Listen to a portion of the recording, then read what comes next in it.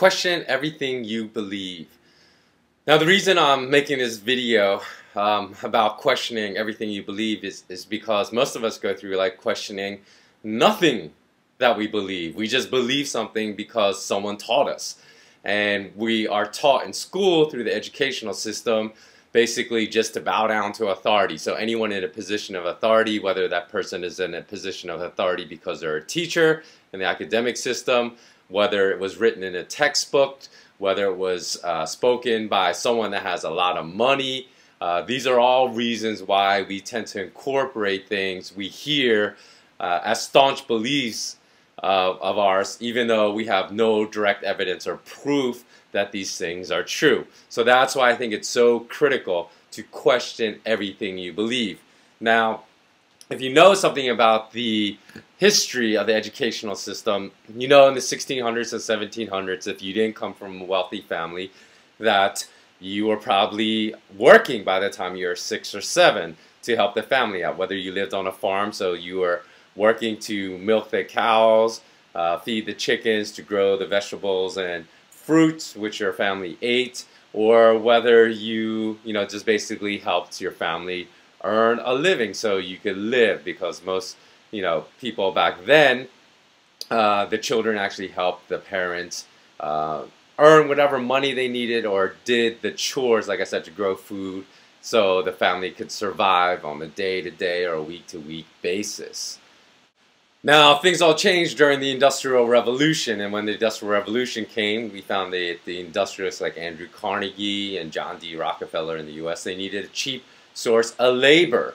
So they needed basically interchangeable parts, people that could work within their factories. So if someone got sick, that you would have a cheap source of labor that could replace any person that became sick. And also, the number one thing they needed was obedience. So these two men spent more money funding the U.S. educational system than the U.S. government did. And the reason they did that is because they wanted to instill obedience, and they wanted the educational system to produce a cheap source of labor, obedient labor.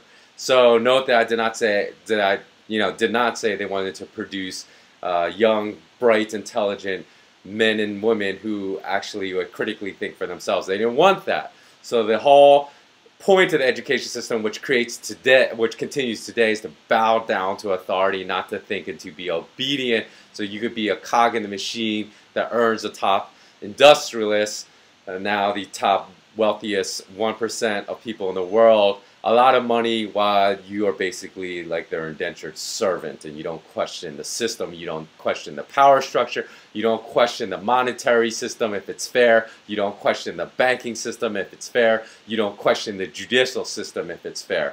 So, if you can do your own research, you can go look at John Gatto, who's written lots of books. You can also read The Deliberate Dumbing Down of America, which also applies to all of global education.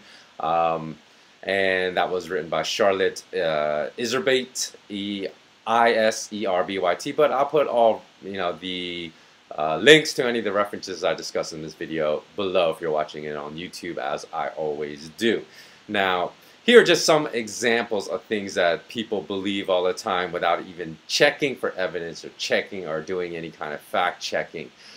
So, let's start with just what's going on in the world economically today. It's, you have all types of global economic devastation, and these demagogues, like you have people in positions of authority like Donald Trump. I've heard a video where he recently spoke and said, well, the problem is that China's manipulating the currency. So that's why the world is having all these problems. And he says even for his own Trump construction and real estate projects, he has to buy and source all his raw materials from China. He says, I don't want to. I want to buy American products, but I have to because the cheapest are from China, which is total rubbish, like his explanation, because he is trying to engender hatred against Asians or Chinese by saying Chinese are to blame for the global economic problems because they manipulate currency. Now, when people do this, they do it in a very clever manner. Now, I'll explain what I mean by this. Does China manipulate their currency? Of course. But every central bank in the world manipulates their currency. So just to blame China, so if you're going to blame China, you would have to say they're the world's largest currency manipulator, which they are not. But Trump is an American, so he'll never look to blame the U.S. Fed Reserve. Now, the dollar in 100 years since the Fed Reserve was originated in 1913 has lost 98% of its value. So it's devalued 98%. That's tremendous currency manipulation in 100 years. So Donald Trump, if you can show me that the RMB or the yuan has lost 98% of its value, then you can claim that China is the largest currency manipulator and therefore the problem, the roots of all the global economic problems. But if you're honest, because you're not, because you're nationalistic, you're American, and you don't want to blame the U.S. Federal Reserve, or you don't want to blame the allies like the Bank of England, even though if you look on a scale, because the U.S. dollar is an international currency, and whereas the RMB certainly is not. So if you look at the level, if you're going to be honest, of manipulation, you can say that China is like your street hustler, your if you're making an analogy of drug dealers to the extent of criminality of the Chinese manipulation of the RMB versus the criminality of the manipulation of the US dollar, then China would be like your street hustler, your street pimp, and who's just selling a couple of 8 balls a day of cocaine, whereas the U.S. Federal Reserve is like Pablo Escobar in his heyday, selling hundreds of tons of hundreds of kilos, of cocaine every single day. So, you just can't believe because someone is in a position of authority or someone is so wealthy that they're able to get a media platform, you cannot believe what they say. That's just like one example. A second example would be that people believe that they actually own their bank accounts. And they do in a way, but only up to a limited point. People don't know they're really an unsecured creditor. So as long as the bank remains standing, yes, they can demand their money back, something called a demand deposit account, and get their money back. But if something happens like in Cyprus, they can take your money anytime they want. So people lost 70, 80% of their money. So it shows you really don't own it, because if you owned it, you could file a criminal charge against the bank for taking your money like they did in Cyprus, just literally taking 70 to 80% of people's deposits and their deposit accounts, and people have no recourse. So you are not really the owner. And if you ever looked at any type of deposit accounts on a bank financial statement, you would see that your deposits are their assets and it's your liability. So you're an unsecured creditor. So you're really, in essence, a simple way of putting it in English is you're just lending your money to the bank. So you're an unsecured creditor to the bank. That's the second thing. So I'm just giving you certain examples of things that people believe. History. And there's so many things that are wrong. People believe Marconi invented the radio. If you really do your research, you'll find Nikola Tesla invented the radio, but only the financiers, because they're the big bankers, put more money behind Marconi, and there's some patent issues, even though Tesla invented the radio. So that's why Marconi's attributed with inventing the radio. When you look at exploration, it's like patently ludicrous that when I was a child that we celebrated Columbus Day. What was Columbus Day? You ask every American back then when Columbus Day was official government holiday, U.S. holiday. They would say, well, Columbus discovered America, right?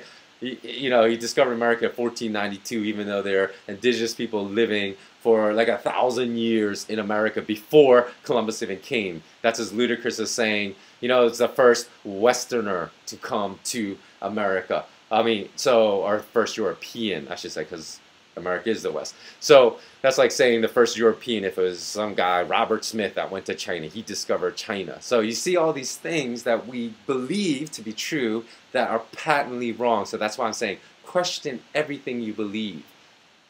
Now if you do, you'll find you'll actually start looking at things from a wholly different perspective. And I'll just give you an example. Like, if you said, here's an example of a man that killed 11 people, and he murdered 11 people in cold blood, most people would say, oh, that person's horrible. Well, what do you call that person? And people say, serial killer. So, do you know anyone, have any friends that say, oh, I love, like, Gary Heidnick, or I love, I don't know why I can't think of the names of famous serial, Ted Bundy. I love Ted Bundy, or I love the Zodiac Killer. You don't hear people say that they love serial killers because people think you're misanthropic, you hate humanity. Because these people describe them because they have no conscience about killing. They actually enjoy killing people as monsters. But yet, you know, we have people that do the same thing, and obviously they don't have much of a conscience because they do it repeatedly, and they're not killing 10 people, 11 people like these serial killers. They're killing hundreds, thousands of people, and that includes sometimes hundreds of children. You have people indirectly that sometimes kill millions of children, and we do this in a setting called war.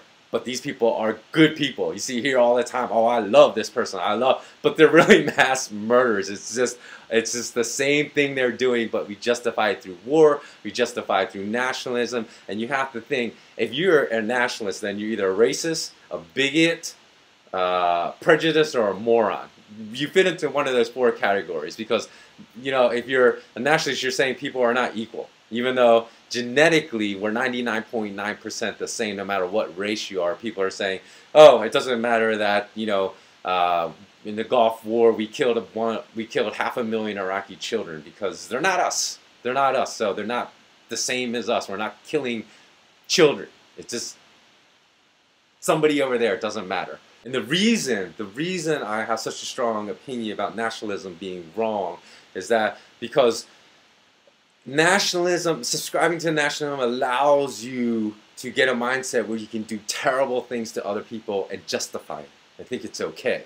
So Hermann Goring, I think I'm pronouncing his last name right or relatively correctly, was a member of the Nazi Party. He was the founder of the Gestapo, or the secret state police, and he's the one that said it's so easy. He says, incredible, like taking candy from a baby, so easy to get people to actually support their own suppression of freedoms, to get people to support a police state. He said, all you got to do is say that it's in the name of national security to protect us from other hostile people that have hostile intentions, whether it's true or not. He said, oh, that's all you got to, you explain it that way, people will support the suppression of their own freedoms. And that is so true. So that's why nationalism is so dangerous to subscribe to. Instead of thinking like, you know, it's a thought that we are better than someone else because you're a different race, or you just support someone blindly because they're some same race as you. That's just as stupid. Or you support, you know, look at how many wars and murders of millions of people have been committed in the name of religion, but yet people always claim, oh, well, my religion is the most loving religion. All you gotta do is follow the golden rule, right? Do unto others as you would have them do unto you. So if you wouldn't send a drone to kill someone and then kill another 30 innocent children in that drone strike, if you don't want that done to you, if there's someone bad living next door to you, then you don't do it to someone else. It's that simple. And if people would just abide by that one rule in all religions, then there will not be any religious wars anymore. So, okay, so the point I want people, there's actually exercise, you know, to question everything you believe. Because as I said, most of the things we believe are not true. Is right, take a piece of paper. This will only take 20 minutes maybe, and it could change the way you think for the rest of your life. Write down 10 strong beliefs that you have, whether it's about history, whether it's about religion. You know, if you believe Osama bin Laden was responsible for 9/11, if you live in America, then write that down. I believe Osama bin Laden was responsible for 9/11. If you believe in the virtues of whatever religion you practice, then write down one of those virtues. If you believe in a certain diet is going to help you lose weight, write it down. Just about anything, but things that you strongly believe in, okay? So take the time to do that, write those 10 things down. And then, after you do that, go back and think about the reasons why you so strongly have these beliefs. Did you actually go ahead and research these things yourself to critically verify and find the evidence that supports your belief? Or did you believe it just because you read it in a paper, someone rich like Donald Trump said it, or Warren Buffett, or Carlos Slim, or some president or prime minister told you to believe it, or your teacher in school told you to believe it, or it was written in a book, or you saw it on the news station on TV? Is that why you believe it? Because that is not really knowing that it is true. That's so far from knowing that it's true. So if that is the case, sure, you might have some truths on there that you researched, and that's wonderful, that's great. But if you find you have some beliefs on there that you really just believe, and after you think about it, why do I believe this, that you find you just believe because someone told you to believe it, then research it. Find the evidence.